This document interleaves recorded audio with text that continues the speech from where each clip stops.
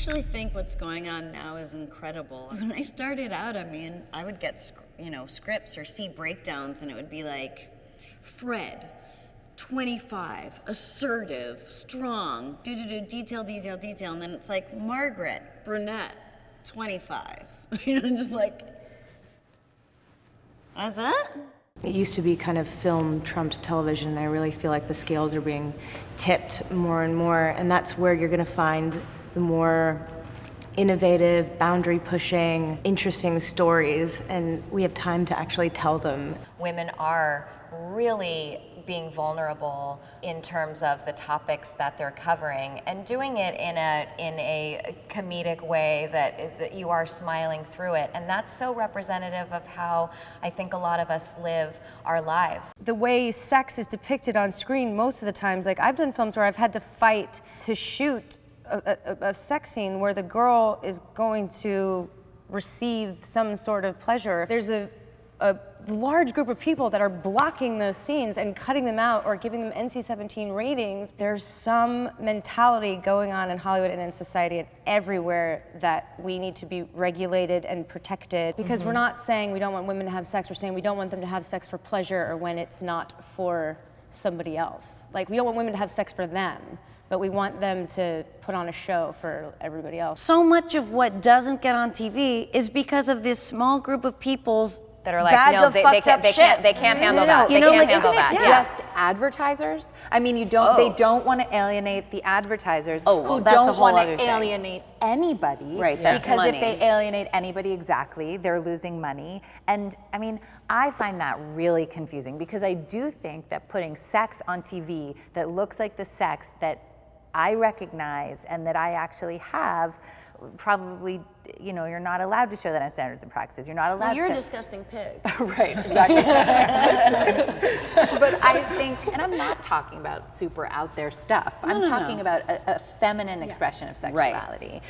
I don't think there's room for it. It almost feels like there's some like weird dad telling us what normality is for how we feel, and we're like, that's not real. What are you talking about? On our show, what I love about our show is that because Issa is who she is, the men are the ones who get like naked more. Like totally, yes. It's a lot of back shots of Jay Ellis. Sorry, or maybe not sorry. I don't know. But like a lot of the guys, like when we do like love scenes, it's like shot from their perspective, or and they're trying to protect the women as much as possible, and because we make it a point to have female like DPs and directors and sound technicians and camera operators, when you have a closed set, you look around, you're like, oh, I feel really protected. And for the first time, like the guys are like, it's a lot of women staring at me. Really? Well, your show is such a good example of a show that is an excellent representation of how women today think. It's not always in the most glowing light, and she's made some mistakes. And she creates this character, and it grabs you in a way that you have to stick with this character, and then accept that people go through the highs and lows of their life and move with them through that, just like we would do with a man.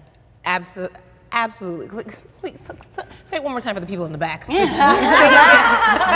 why we're here, right? It is our responsibility through the media to create this normal, so that when you want to do this, so a 14-year-old girl is watching your show and being like, oh my God, I'm so happy that she feels like that, because I do too. If a sex scene is an articulation of things that can't be articulated any other way, then I think it's successful, and then I think it's really interesting to watch on film. To expose some of what happens privately between two people is so much of what film is about. An opportunity to get to see the imagined private lives of people who compel you. I absolutely feel that shows that have female leads or female characters are judged a little bit more harshly when it comes to portraying sex. Like even our show, we got hit a lot, because when you have like maybe one or two shows, that show is expected to now be like the end all be all and to speak for all relationships, which is unfair.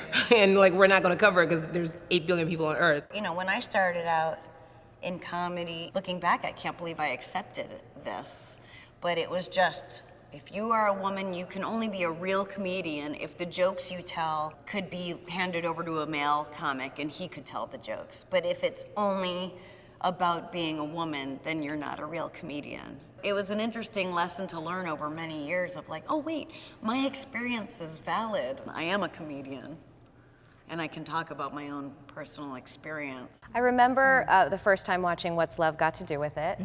One of my favorite movies. Eat the cake, but anime. those scenes between the scenes where he's beating her up and the scenes where she's getting raped. When did that movie come out? Like 90 something. Early So 90s. you know, it really wasn't it's talked such an about at honest, all. like- And you get such an honest, vulnerable side of her being like, I don't know how to walk out of this. You felt like it was her. Like you feel like that is Tina. And it was such a powerful movie, especially for it to come out during that time. It was amazing. You know, my show does show violence against women, shows exploitation of women, shows ways in which women are degraded, and I think it shows it in a very thoughtful, conscious way in order to start a conversation. And also the other thing is, as an actor, you have to do things which feel degrading in a safe way sometimes in order to begin that conversation. So there's like this one part in my show where I had to have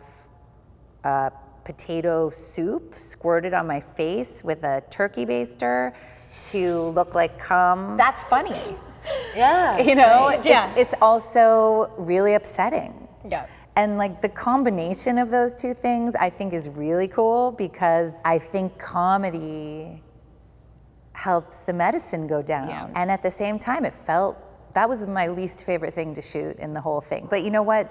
That began a conversation about things that I think are very important. And I did it in a really safe way, and I said, okay, I'll do that. I feel like context is everything, and the same thing with violence against women on screen. If it's, I mean, I was watching Beetlejuice the other day. I love Beetlejuice, and then the second Gina Davis meets him, the joke is that he keeps groping her against her will, and she literally just goes, and just bats him away and laughs it off, and they just keep going. I'm like, that right there is way more damaging than seeing a rape scene, because the rape scene, at least you see the pain. Like, I've been raped, and I can laugh at a rape joke if it's a good joke.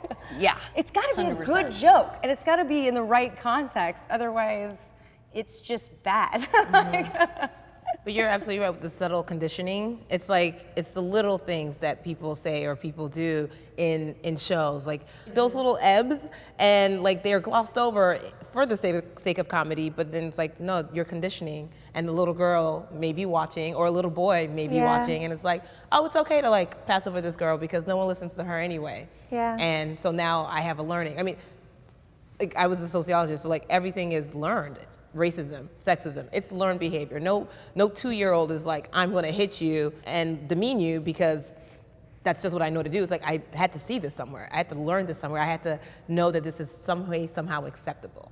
And that 2-year-old goes up to be a 45-year-old in a position of power. I felt really safe making Westworld. They make sure that that's a priority on that set, and they also have a no tolerance policy for any women being spoken to in a way that objectifies them or demeans them in any way. I'm sure harmless, good people still sometimes can't separate the fact that that is a costume and that this is not somebody that is there for your enjoyment that you can just suddenly make comments about because they're pretending to be a thing. One of the things our show is about is sexual exploitation. And so we have to show that, but we have to show it in a way that also shows our audience that we're talking about something bigger. Can we, as an audience, take looking at something that is exploitative so that we can ultimately have a conversation about something way more interesting and important? Yeah, I hope so, you know.